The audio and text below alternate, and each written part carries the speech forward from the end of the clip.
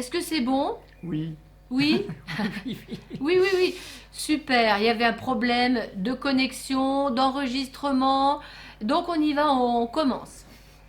Alors, Alors, ce thème de peur, culpabilité, croyance, on va essayer de vous emmener au-delà de tout ça pour vous montrer comment on peut dépasser euh, individuellement et collectivement ces trois ces trois, versants. ces Ouais. trois énergies, en fait, c'est des énergies qui semblent négatives et puis qui nous font peur, qui nous font culpabiliser, qui nous font croire qu'on ne va pas y arriver. Juste pour vous dire, depuis depuis le confinement, en fait, tous les soins qui sont venus, les soins en transfert, donnent toujours le même symbole. Et on va faire à la fin de, de cette conférence un soin collectif. Donc je souhaite. Si vous tenez jusqu'au bout.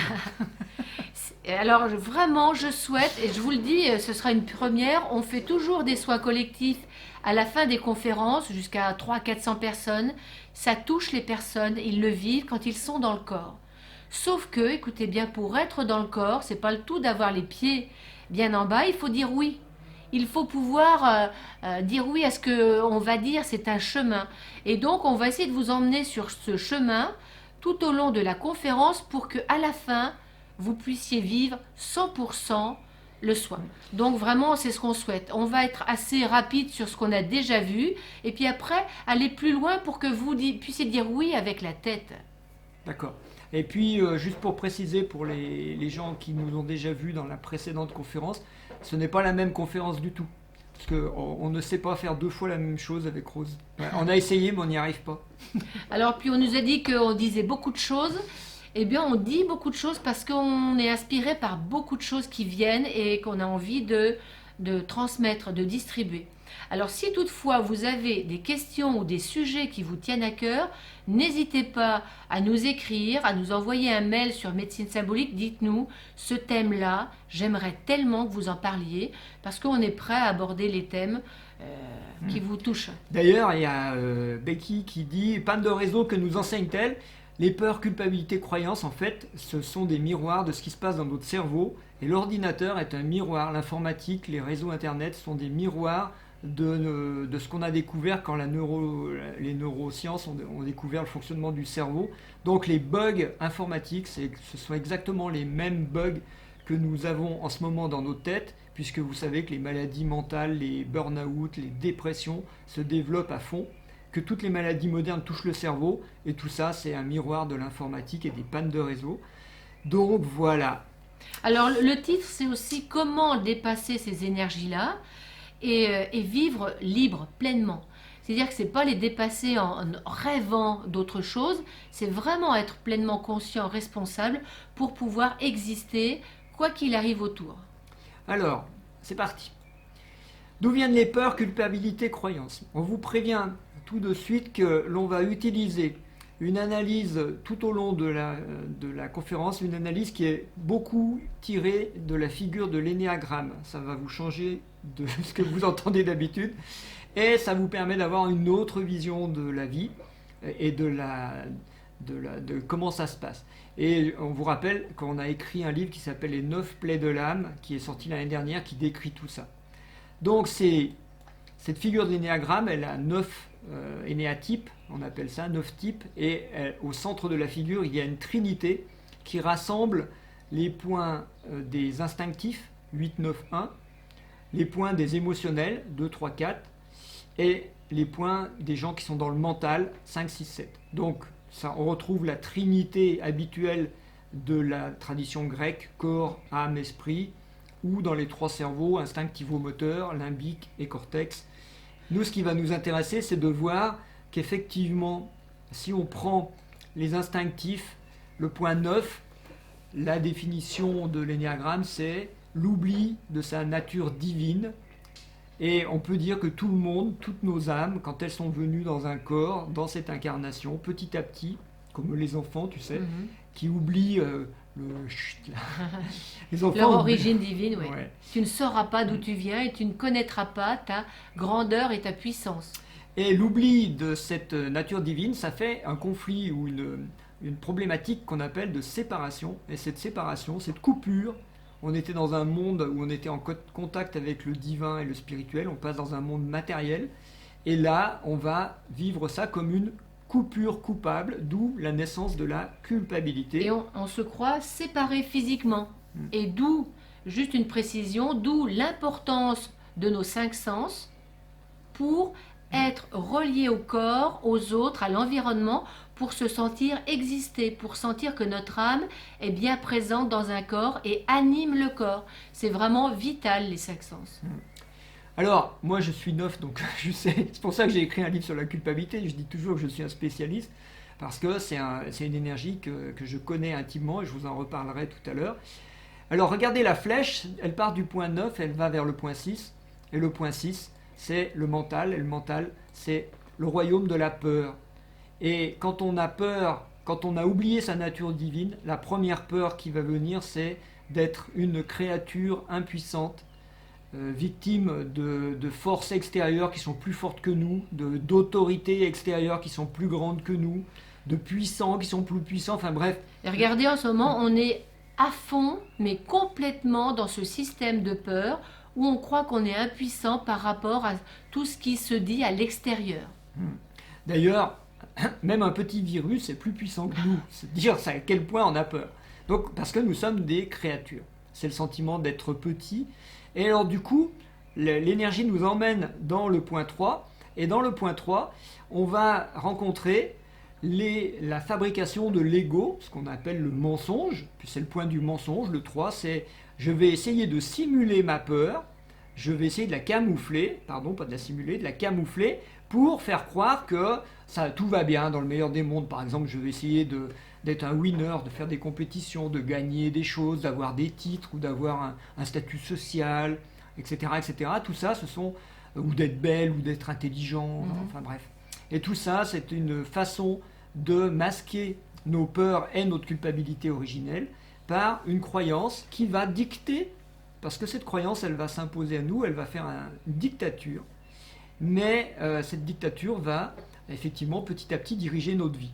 Et on tombe dans ce qu'on appelle les croyances, et c'est le schéma de base de la vie, de ces naissances de peur, culpabilité, croyance. On pourrait dire que c'est même le schéma d'incarnation de toutes les âmes qui arrivent, nous on s'en rend compte avec les soins, qui arrivent avec une croyance aussi d'un karma, d'une punition, de quelque chose à réparer, et qui font que, comme elles ont sûrement mal fait, il y a le jugement bien mal, eh bien, on va avoir peur d'une punition, c'est ce qui se passe en ce moment, et donc on va se sentir coupable, coupé du divin, coupé de notre grandeur, et incapable de prendre une décision seul. Donc, la suite de la conférence, on va toujours s'appuyer sur l'énéagramme, mais on va parler beaucoup de médecine, parce que nous sommes les découvreurs, ou c'est nous qui avons mis au point ce qu'on appelle la médecine symbolique. Et là, en ce moment, on parle beaucoup de santé, mais on pourrait tout à fait prendre cette analyse peur, culpabilité, croyance dans le domaine politique, dans le domaine économique, dans le domaine de l'éducation, dans le domaine de l'armée, dans n'importe quel système, vous verrez que ça marche pareil. C'est le même symbole, c'est la même chose. Tout le temps, l'humain ne va pas réinventer ce qui existe déjà. Donc, le fonctionnement de l'humain, notre petit bonhomme avec la tête ouverte sur le ciel, le ventre et les jambes bien ancrées dans le sol, et puis la croix. La croix du cœur. La croix du cœur. En fait, dans la tradition, on appelle ça corps, âme, esprit. Donc le symbole du corps, c'est en dessous du plexus, du diaphragme. Le cœur au milieu du thorax, et puis la tête en haut. Et ce corps, âme, esprit vont faire que 3 médecines vont se développer. On va voir apparaître 3 médecines. Vous ne l'avez peut-être pas vu comme ça, mais vous verrez en économie, c'est la même chose, et partout, c'est la même chose. Donc il y a une médecine du corps. Alors, une médecine douce, une médecine dure, des médecines énergétiques, etc. Elles ont en commun que ces médecines vont vouloir supprimer les symptômes du corps. C'est-à-dire, par exemple, là, s'il y a par exemple une fièvre, je vais prendre une substance, et c'est là où ça va devenir intéressant. Ces médecines vont raisonner en termes de substances, qu'elles soient douces, dures ou des actions énergétiques. On va toujours raisonner dans un terme de faire quelque chose dans le but de modifier ce qui se passe dans le corps et de le supprimer. C'est-à-dire, j'ai mal et je veux que le corps aille bien. Donc cette médecine du corps, elle est avec ce credo que on a besoin d'un médicament. C'est pour ça que le mot médecine a donné médicament. Un médicament, il y a le mot ment dedans, hein, une médecine qui ment. Hein, c'est comme le gouvernement, bon, ça gouverne et ça ment, bon. Mais en tout cas, c'est le credo, et celui qui est habilité à donner un médicament, c'est le médecin. Voilà. Donc là, on a le schéma de la médecine du corps. Ensuite, il y a une médecine de l'esprit qui s'est développée, et elle est assez récente. Et ce sont ce qu'on appelle les psychothérapies, la psychiatrie, la psychanalyse, tout ce qui essaye de... Et là, on change de credo. Là, on essaye de comprendre. C'est-à-dire, on veut comprendre, mais toujours dans le but de modifier les choses. C'est-à-dire, je suis malade, mais au lieu de prendre tout de suite un médicament, je cherche à comprendre qu'est-ce qui a pu me rendre malade et à modifier cette information. Là, on est dans le domaine informationnel. Si je comprends quel est mon système, on pourrait dire comme ça, eh bien, mon système va s'arrêter, donc mes symptômes vont disparaître. Pour ça qu'il y a beaucoup de dictionnaires, justement, qui donnent des symboles pour décrypter ce qu'il y a dans le corps, en fait. Puis, bien sûr, il y a une troisième médecine, qui n'est pas la plus connue, la médecine de l'âme. Et la médecine de l'âme, elle va chercher à libérer les blessures et les blocages émotionnels. Et le credo de ces médecins, de ces thérapeutes, c'est d'aller chercher les nouures, les blessures d'enfance, pour les libérer. Donc là, on va avoir une médecine qui va chercher à libérer des nœuds, souvent des nœuds émotionnels, pour que l'énergie circule mieux et que donc les symptômes du corps, et voire même les symptômes de l'esprit, s'arrêtent. C'est l'état des lieux en ce moment de ce qui se passe, en fait, de tous les soins qu'on peut avoir. Ça vous permet de repositionner comment ça marche. Alors, si on regarde, nous, en médecine symbolique, comment ça fonctionne, on va se rendre compte que la médecine symbolique, qui agit par des symboles, elle va agir surtout par ce qu'on appelle la conscience, et elle va essayer de faire agir chez la personne ce que nous on pourrait appeler le témoin agissant, c'est-à-dire d'avoir conscience de quelque chose et de pouvoir, par cette conscience, pouvoir modifier la chose en question. À ce moment-là, on voit qu'une médecine symbolique, d'abord, ce n'est pas que nous qui faisons de la médecine symbolique, il y a plein de médecines, notamment dans les médecines parallèles, voire même dans la chirurgie, où on va se rendre compte que c'est aussi porteur de symboles, puisque la chirurgie, quand on fait une ablation, c'est le symbole de l'exorcisme, c'est la même chose. Donc c'est porteur d'un effet placebo. Cette conscience, elle va agir à la fois sur le monde visible et elle va agir sur le monde invisible. Et donc, cette médecine symbolique, qui est une médecine de l'âme, va pouvoir agir aussi bien sur le corps que sur l'esprit. Et c'est ça qui est intéressant, c'est de voir que le point central qu'on appelle l'âme, dans le système de la Trinité, ce point central permet d'agir sur les facteurs visibles et les facteurs invisibles qui sont sous-tendus par le visible. Voilà, ça c'est pour recadrer un petit peu. Mais derrière, il y a des choses passionnantes. Moi j'adore ça. Il y a des niveaux de conscience, puisqu'on parle de conscience. Alors, il y en a qui disent tout est symbolique pour l'inconscient. Effectivement, hein, on sait que l'analyse des rêves, par exemple, se fait toujours par symbole. Mais vous savez aussi que le décodage biologique, ce qu'on appelle le décodage biologique, l'analyse des symboles de la maladie, ça fait partie de l'inconscient, mais on peut le rendre conscient. Alors ce qui est intéressant dans les niveaux de conscience, on va se rendre compte qu'il y a le petit enfant. Il a 0 à 7 ans et il est dans les jupes de la mère, symboliquement. Symboliquement, ça veut dire qu'il construit son corps, et oui, vraiment son corps et sa structure. Ce petit enfant, au niveau de l'humanité, on l'a connu pendant des milliers, voire peut-être des centaines de milliers d'années, on ne sait pas. On a connu ce qu'on appelle le culte de la déesse mère. Le premier culte religieux qui apparaît dans les traditions, c'est le culte de la déesse mère. Pourquoi ? Parce que ça correspond à l'état de l'humanité quand elle est enfant. Ce que l'on voit en petit, chez un petit de 0 à 7 ans, on pourrait dire que ça s'est vu il y a des dizaines de milliers d'années chez les humains. Les premiers humains qui ont habité la planète étaient dans un culte de la mère, parce que c'est la première chose que l'on remarque, c'est la terre-mère. Et ensuite on grandit. Alors, quand on va grandir, il y a le cycle de 7 à 14 ans. Ce sont des cycles de 7 ans. Et de 7 à 14 ans, on appelle ça la loi du père. On va à l'école des grands. On dit à l'enfant, on apprend les règles, les lois de la vie. Et là, on voit apparaître chez l'humanité le culte du Père. La religion, une religion qu'on appelle monothéiste, puisque le Père, on le symbolise par le un. Ce qu'il ne faut pas confondre avec Dieu, parce que Dieu, il est à la fois Père et Mère, hein, si on prend le concept de Dieu. Là, on parle du Père, hein, le masculin, l'aspect masculin de Dieu, si vous voulez. Ce culte du Père, qui est aux cieux, la terre, c'est sur le sol, et en fait, va imprégner notre civilisation depuis 2 à 3 000 ans. Voilà, on est là-dedans. Et après, il y a d'autres cycles. Bien sûr, il y a une crise d'ado. De 14 à 21 ans. Vous allez voir que les cycles se rétrécissent de plus en plus. Ils ne sont pas de durée égale, puisque ce sont des niveaux de conscience, que la conscience, elle s'éveille de manière exponentielle et pas forcément de manière linéaire, et pas du tout de manière linéaire d'ailleurs. Donc de 14 à 21 ans, on fait notre crise d'ado. Qu'est-ce que fait l'humanité? Il prend les religieux, il les met à la porte, il prend les rois, il leur coupe la tête. Et puis les pères, les mères, ils disent ni père ni mère. Je ne veux plus ressembler ni à mon père ni à ma mère. Et je pars à l'étranger, j'en ai marre. De même de la terre-mère, je pars. Voilà. Et dans le rejet du père et de la mère, on va commencer à exploiter industriellement la planète et on va commencer à faire des lois avec le mental qui vont remplacer les lois de la vie.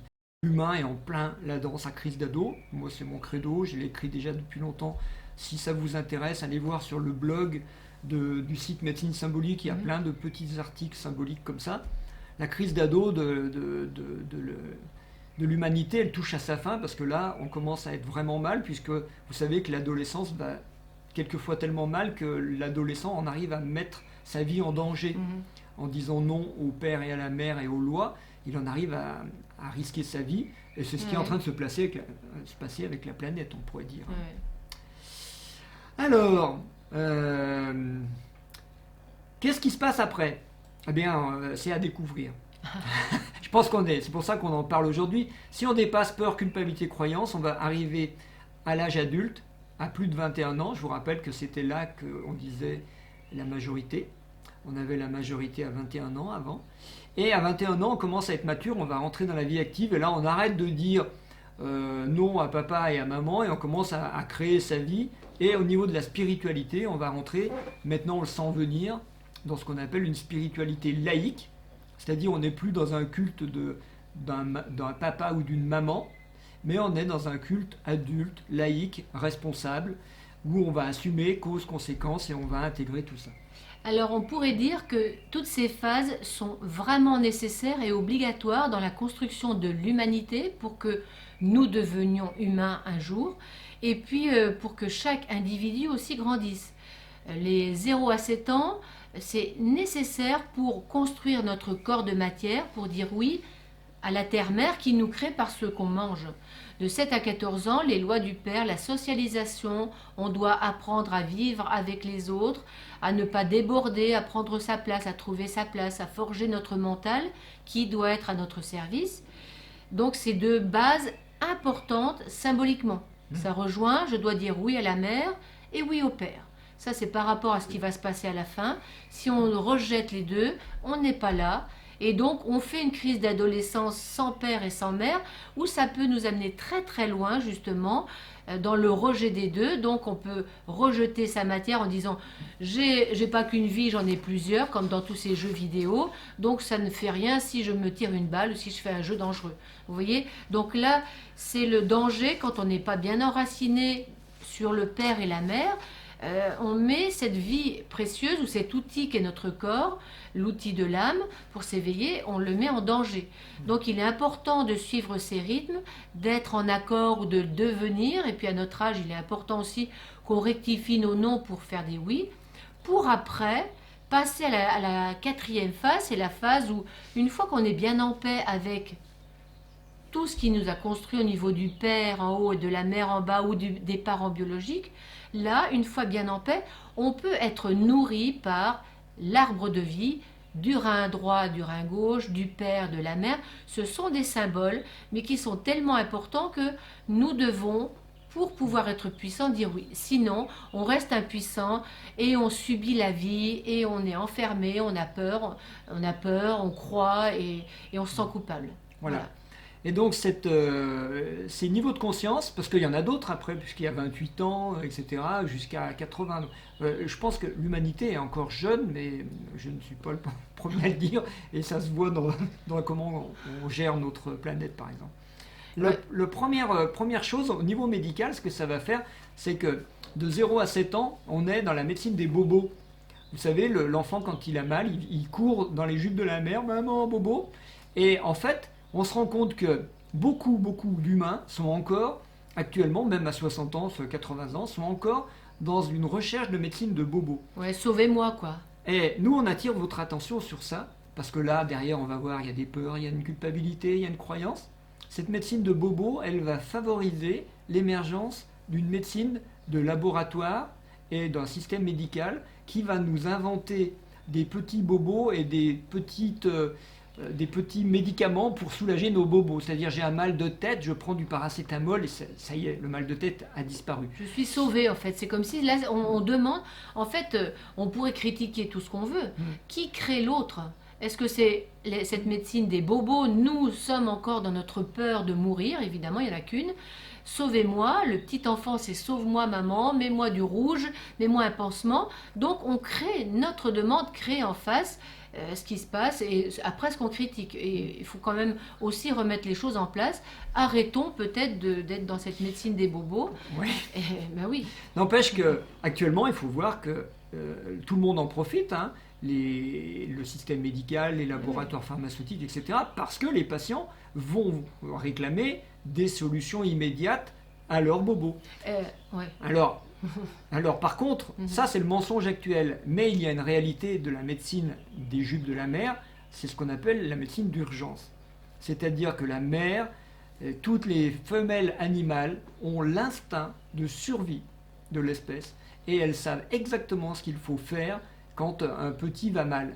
Et cette médecine instinctive, on pourrait la comparer au système des urgences, c'est-à-dire quand il y a une urgence, on va aux urgences et là on a des groupes de thérapeutes, de spécialistes qui agissent dans l'urgence et qui sauvent le corps. Ils sauvent le corps, c'est le but du féminin, sauver le corps, l'instinct de survie. Et je ne sais pas si vous voyez, mais en fait, les urgences, par exemple en France, ont été en grève pendant 1 an. Et le système des urgences était très très mal, et maintenant on se rend compte que c'est de lui dont on a besoin. Ça nous laisse réfléchir sur comment on gère notre période de conscience de 0 à 7 ans, qui n'est que la première période, parce que derrière il y a une autre médecine qui se développe, qui est la médecine de 7 à 14 ans. Oui, j'avais juste envie de dire quelque chose par rapport à cette médecine des urgences. Ce qui me vient, en fait, c'est que ces personnes, ces hommes et ces femmes qui sont là dans l'urgence parce qu'il y a une vie en face à sauver, c'est toujours ça. Vous le savez, ça vous est déjà arrivé, quand il y a une urgence, le mental, il est zappé, il est mis de côté. Et là, automatiquement, les personnes descendent au niveau de l'âme et entendent, sentent, ressentent ce qui est bon pour l'autre. Et je pense que cette médecine, ces urgentistes sont au niveau de l'âme. Donc c'est vraiment dommage que ça ne soit pas favorisé parce qu'on a besoin d'eux. Ils sont présents au niveau du besoin corps et âme. Le corps souffre, l'âme, ils sont guidés, on pourrait dire. Oui, en même temps, la période que l'on vit actuellement nous oblige à privilégier les urgences. Et par exemple, j'ai lu une statistique qui était très très intéressante, comme quoi les médecins généralistes avaient vu leur consultation diminuer de 40% pendant le confinement, ce qui veut dire qu'il y avait 40% des consultations habituelles qui ne sont pas des urgences, qui sont des consultations de confort, de bobo. On est dans une médecine de confort comme on est dans une société de confort. Et là, c'est en train de remettre les pendules à l'heure. En fait, ça pourrait être justement cette médecine, la même chose que pour les personnes. C'est vraiment une vieille réminiscence de quand j'étais petit, j'avais besoin de maman, je cherche toujours maman. Tant que les personnes ne sont pas allées voir le symbole, ça continue à travers elles à donner ces mêmes effets. Donc c'est inconscient évidemment, hein, c'est pas une accusation, c'est inconscient, et tant qu'elle ne voit pas qu'elle répète un schéma de manque de maman, ça continuera. Alors là on rentre dans la loi du père, ça change tout. La médecine du père, c'est une médecine cause-conséquence. Le père, il enseigne par l'apprentissage et il montre à l'enfant, si tu mets la main sur la bougie, tu vas voir ça brûle. Alors que la mère lui disait, on range le feu et les allumettes et les bougies pour pas te brûler. Le père lui dit, si, tu vas essayer, tu vas voir, c'est une cause intéressante, ça fait une conséquence qui est comme ça. C'est une expérience. Donc on va apprendre dans la médecine cause-conséquence, on va apprendre comment petit à petit l'enfant va grandir et va apprendre à essayer de maîtriser ses actes et à faire attention. Alors, dans la médecine cause-conséquence, par exemple, c'est très intéressant aussi, on va dire aux gens, il y a des incohérences là aussi, hein, vous vous en doutez, on va dire aux gens, il ne faut pas fumer parce que on a les statistiques maintenant, on en est sûr, ça fait énormément, ça a pour conséquence énormément de maladies, cancer, etc., mais pas que cancer. Et donc, c'est pas bien de fumer. Mais en même temps, l'État va quand même subventionner des plantations de tabac et va mettre des taxes sur le tabac pour financer son budget. Et il va même laisser les bureaux de tabac ouverts pendant que les autres commerces sont confinés. Et c'est très intéressant de voir que cette médecine cause-conséquence n'est pas appliquée non plus. C'est-à-dire on sait plein de choses sur les causes-conséquences et on n'en tient pas compte. Et donc cette médecine de loi du père, elle est effectivement difficile, elle aussi, à appliquer correctement parce qu'il y a des choses que l'on n'a pas envie d'entendre. Tout simplement, vous savez que 7 à 14 ans, l'enfant, surtout quand il approche de 14 ans, il commence à dire pas mal non aux lois, et ce qui va faire que quand on va développer la médecine de l'adolescence, on va arriver à ce qu'on connaît maintenant, c'est-à-dire on est en pleine période de crise d'ado, on va arriver à une méfiance envers les médecines. C'est-à-dire que là actuellement, comme on dit non au père et à la mère, on dit non à ce qui a été proposé avant, c'est-à-dire les médecines des bobos ou la médecine des médicaments ou les médecines cause-conséquence. On a tendance à dire non, ça n'existe pas, ce n'est pas vrai, moi je n'ai pas besoin de ça, ou je ne suis pas d'accord avec ça. Et effectivement, c'est une grande tendance actuelle de ça. Oui. C'était par rapport aux causes-conséquences. Oui, j'aurais dû voir. Alors, moi je reviens un petit peu en arrière, je dois être un petit peu lente, mais bon, c'est pas grave. Et donc, en fait, en même temps que Gilles parle, pourtant on en a déjà bien parlé, hein, mais je refais le film. Cause-conséquence, souvent on accuse quand même le père ou la mère dans l'enfance. Oui, mais mon père, oui, mais ma mère. On remonte toujours là, hein, dans quelque médecine que ce soit. C'était mon milieu familial, c'était tout ça. Mais si on regarde ce schéma avec le culte de la déesse mère, le culte du père, donc du père céleste, ces deux énergies masculines et féminines, si on regarde ça dans notre construction, en fait on pourrait remonter symboliquement, puisqu'en médecine symbolique on parle de symboles. C'est quoi le problème avec la mère quand j'ai des allergies? C'est quoi le problème avec le père quand je respecte pas les lois et que je me brûle à une allumette par exemple? Et souvent, en fait, en médecine symbolique, nous on voit qu'on a vécu ces problématiques dans l'enfance, comme je disais, et que c'était dur avec la mère ou avec le père. Mais en symbole, ça veut dire que notre âme arrive déjà avec une problématique karmique. Moi, je reviens là-dessus parce que je crois que c'est l'origine des causes avant. Nos croyances, puisqu'on parle des croyances, nos croyances que en s'incarnant, ça va être dur, je vais avoir bobo dans la matière, ça va être souffrant, et puis ça va être difficile au niveau des lois, ça va être contraignant, je serai pas libre. Et en ce moment, on parle de liberté, ça commence à venir. Je suis libre, pas libre, confiné. C'est quoi la liberté? Et ce serait bien de redéfinir ça au niveau de l'âme. Alors, il y a beaucoup de réactions là, parce que quand on parle de médecine, ça excite plein de réactions.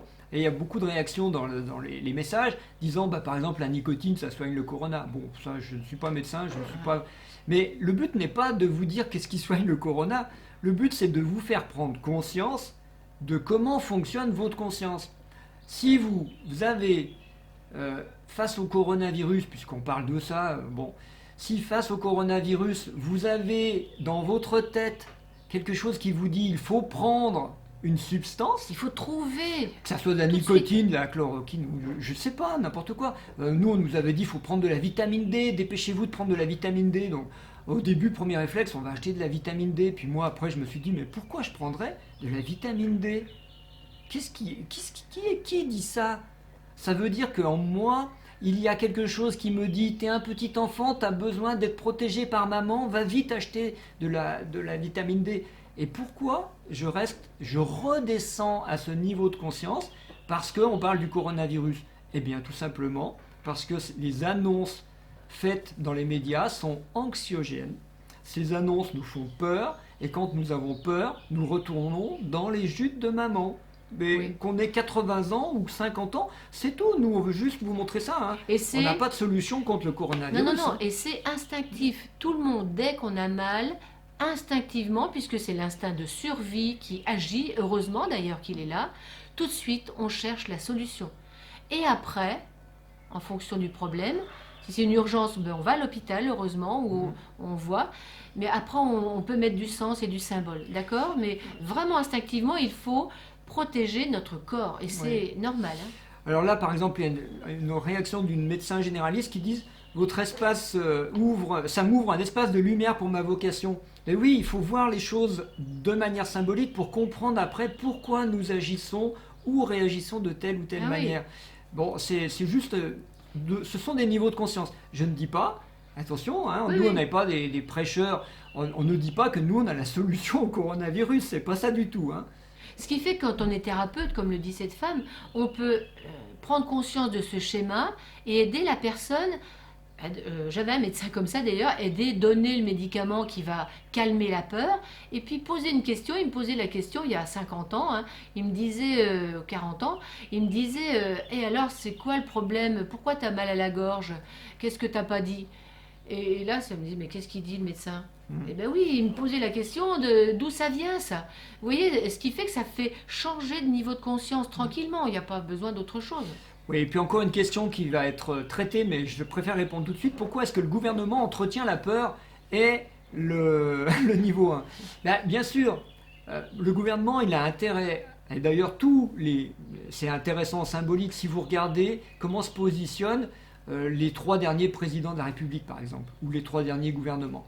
Vous verrez qu'ils se positionnent, dans ce cas-là, comme des mères protectrices et castratrices. Je pèse mes mots. Protectrice dans un premier temps, castratrice dans un deuxième temps. C'est-à-dire que ces gens-là nous disent « je suis l'autorité qui va vous protéger », parce que quand vous avez peur, vous venez dans mes jupes, donc là je vais vous Vous protéger. êtes une bonne Et maman. ceux qui ne veulent pas venir, je vais les castrer, je vais les contraindre, je vais les obliger. C'est-à-dire, ils sont exactement dans l'énergie de la mère, et pas du père. Le père, il nous donne la liberté, le libre choix. C'est l'énergie de la mère. C'est-à-dire que on devrait se poser la question pourquoi nos dirigeants sont dans l'énergie de la mère, et on vient de vous donner la réponse, parce que nous-mêmes, on cherche une médecine de bobo, une médecine qui enlève les symptômes sans qu'on se pose de Ah oui, questions. on Voilà. pourrait presque dire quand même avec l'effet miroir que nous créons à l'extérieur ce que nous ne voyons pas en nous. Et donc vivement qu'on change et qu'on prenne conscience justement de tout ça pour arrêter de leur imposer ce miroir presque. Alors quand même, arrivé à ce point-là, il faut quand même remarquer que ça fait 3000 ans que l'on parle de la loi du Père et de Dieu le Père, enfin le Créateur, le Père. On parle que de ça, puisque la mère, on l'a un peu effacée, hein, vous savez. Le féminin, pas trop bien vu dans les religions monothéistes. Et pourtant, nous sommes toujours, face à la maladie, dans un réflexe archaïque d'aller chercher une maman. Et donc vous voyez que la conscience n'a pas tellement changé depuis 3000 ans. Et depuis la Révolution, est-ce qu'elle a changé? Non, parce que par exemple, avant, on en parlera pour le bien et le mal, avant quand on avait un enfant qui allait naître, un tout petit bébé, on le baptisait pour que le mal ne rentre pas. Maintenant, on le vaccine pour que le mal ne rentre pas. Donc il y a plein de gens qui disent, on a remplacé la blouse noire du curé par la blouse blanche du médecin, mais on n'a pas du tout changé de conscience. On est toujours dans le même registre de solliciter une protection d'une autorité parce qu'on a peur du mal. Alors le bien, le mal, on en reparlera après. Ouais. On avance un peu parce que sinon on va faire 3 heures de conférence. Mais c'est passionnant. La médecine de l'âme, elle va bien sûr se développer dans les années à venir. Nous, on a lancé l'année dernière le premier forum des médecines de l'âme. Et effectivement, on a un engouement du public, on a un engouement des conférenciers, des thérapeutes et des gens qui disent mais c'est ça, il faut aller vers ça, parce que la spiritualité laïque, la médecine de l'âme, c'est devenir créateur. C'est-à-dire nous ne sommes pas des créatures, nous sommes des créateurs et on a besoin d'aller explorer notre puissance créatrice. Et puis voilà, c'est tout. Donc ça, c'est l'avenir. Alors, moi, je peux rajouter quelque chose. C'est l'avenir quand on est au clair avec les étapes d'avant. C'est-à-dire quand on a bien vu que on avait une construction avec la matière à accepter, une construction avec les lois dans cette matière à accepter, les lois de je suis dans un corps de femme, Gilles est dans un corps d'homme, c'est des lois de matière, hein, d'accord, qui sont applicables autant aux végétaux qu'aux animaux, hein, d'accord. Et donc une fois que ça s'est fait, on peut passer à la médecine de l'âme, qui est une médecine du symbole, Et de la conscience. et de la conscience, et donc là, tout peut nous parler et donc tout peut nous enseigner, le bien comme le mal. Et ce qui se passe, c'est un bien pour un mal ou un mal pour un bien. On est confiné pourquoi? Moi j'ai envie de dire, donc regardez bien médecine symbolique, on dit que la maison, c'est le symbole du corps. Nous sommes tous renfermés dans notre maison, en ce moment obligatoirement. Donc regardez bien, si la maison c'est le corps, donc nos âmes, ça les fiche dans le corps, alors que nous sommes sans arrêt en permanence, ailleurs, distraits, partis à l'autre bout du monde, c'est pas inutile, mais dans d'autres films qu'on se fait, au lieu d'aller voir et de nettoyer notre intérieur et de recoller corps et âme pour être vraiment puissant, sinon on est à côté. Oui, ça nous oblige à être corps et âme et c'est très bien. Alors, nous, l'objectif, encore une fois, ce n'est pas de répondre au corona, mais de vous poser la question, en toute lucidité, où est-ce que vous en êtes? Où est-ce que nous en sommes? Moi, je vous en parle en toute franchise. Quand on m'a dit prendre la vitamine D, je suis allé acheter de la vitamine D et j'ai pris de la vitamine D. Puis ça a duré un petit bout de 2 jours. Puis j'ai décidé de faire un jeûne. Parce que je sais que le jeûne, ça fait monter le taux vibratoire et que c'était la meilleure défense contre un virus, c'est d'avoir un super taux vibratoire et une bonne immunité. Et j'ai préféré faire un jeûne d'1 semaine plutôt que de prendre une substance. C'est mon choix, hein. Je ne dis pas que c'est le meilleur, attention. Hein. Alors où en êtes-vous? Est-ce que vous êtes dans la médecine des bobos, c'est-à-dire est-ce que vous êtes une créature? Est-ce que vous êtes un peu plus loin? Est-ce que vous êtes un procréateur? C'est-à-dire que vous êtes rendu compte à 14 ans que vous pouviez procréer. C'est-à-dire ça peut créer à travers vous. Est-ce que vous êtes un peu plus loin? Est-ce que vous êtes un co-créateur? Est-ce que vous vous êtes rendu compte que l'énergie qui crée, c'est celle qu'on appelle Dieu, elle a besoin de vous, elle a besoin de la créature pour créer. D'ailleurs, on en parlait avec un ami, ce sera un thème abordé bientôt par rapport aux entreprises ou à vos entreprises personnelles. Est-ce que vous êtes une créature, vous subissez ce qui se passe, ou est-ce que vous allez co-créer quelque chose avec votre âme, justement? Ça, c'est important. Et quelle est la recette? On est en train de mettre au point justement une vidéo et puis un enseignement certainement pour vous aider justement. Et puis le dernier, est-ce qu'un jour on sera créateur? Alors ça, on s'emploie avec Rose justement à chercher des recettes, hein. Nous on explore tout le temps, on adore ça. Ouais. Et puis si on arrive à trouver la recette pour devenir créateur, vraiment on vous la fera passer. Alors moi je remarque pour moi personnellement que ça oscille entre les 4, ça redescend, je le vois, j'ai replongé, et puis je m'aime quand même, et puis ça remonte vers le dernier, médecine de l'âme, où il y a le mot amour qui apparaît, et sans condition, mais ça on en parlera plus tard. Hein. Alors, pour la suite, comme le collectif est un miroir de l'individu, on va retrouver 3 autorités qui vont prendre le rôle de protecteur pour ceux qui ont peur, de juge pour ceux qui se sentent coupables, et qui vont nous infliger des croyances, nous obliger à penser d'une certaine manière. Le meilleur moyen actuel, vous savez, c'est de faire des sondages, de dire 80% des Français pensent ça, donc on se sent obligé de penser ça. Et c'est très intéressant de voir comment les médias nous manipulent, et ces 3 autorités qui vont prendre le rôle de protecteur et de juge, bien sûr, elles ont leur intérêt, mais ce ne sont que des miroirs de nous, toujours pareil. Donc la première, au niveau de l'esprit, ce sont les politiques, les économistes, les penseurs. Ils nous disent quoi penser. Et au niveau de l'âme, ce sont les religions, surtout, qui ont pris ce pouvoir en nous disant qu'est-ce qu'il fallait faire, le bien, le mal, pour qu'il fallait croire. Oui, pour sauver nos âmes. Et puis dans le corps, ce sont les scientifiques, les experts. Alors en ce moment, il y en a plein les plateaux de télévision.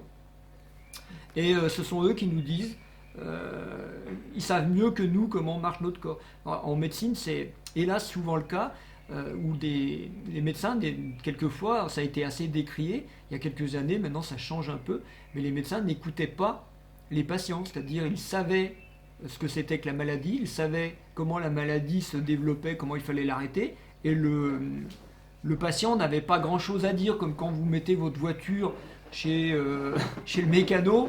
Le mécanicien, il sait ce qu'il faut faire, et puis vous laissez votre voiture, vous passez 1 heure après, vous la reprenez. Mais en fait, dans le corps, on avait une tendance à une époque à faire un peu comme ça, c'est-à-dire à laisser son corps au médecin. Occupez-vous de mon corps, et puis je le reprends tout à l'heure. C'est un peu ça. Au lieu de faire un jeûne comme tu l'as fait, ou de faire un nettoyage de l'intestin comme certaines personnes le disent, ou bien encore faire un nettoyage de sa maison aussi. Et ça, c'est vraiment très important. Tout ce qui s'est passé en ce moment, vos nettoyages, c'est comme si vous nettoyez symboliquement ce qui s'est accumulé dans votre corps, et ça, c'est parfait. Et qui n'ont plus lieu d'être. Vous nettoyez en même temps, en partie, vos problématiques de lignée, et vous faites circuler pour que le nouveau arrive. Et ça, c'est vraiment intéressant. En tout cas, si on prend les 3 registres, là, les politiques, les religions, les scientifiques, ils font tellement, en ce moment, ils font tellement, enfin, je veux dire, on va pas passer du temps là-dessus parce que c'est tellement évident que ça ne va pas. Ce qu'il faut voir, c'est pourquoi ça nous touche et qu'est-ce que ça nous renvoie à l'intérieur, c'est-à-dire la politique, c'est notre mental, le gouvernemental, ça gouverne le mental. Mais ça parlement aussi, c'est le parlement, ça parle et ça ment. Le mental et le menteur ont la même racine latine. Donc on sait que le mental est un menteur, on commence à bien le voir. Pourquoi est-ce qu'on continue à l'écouter?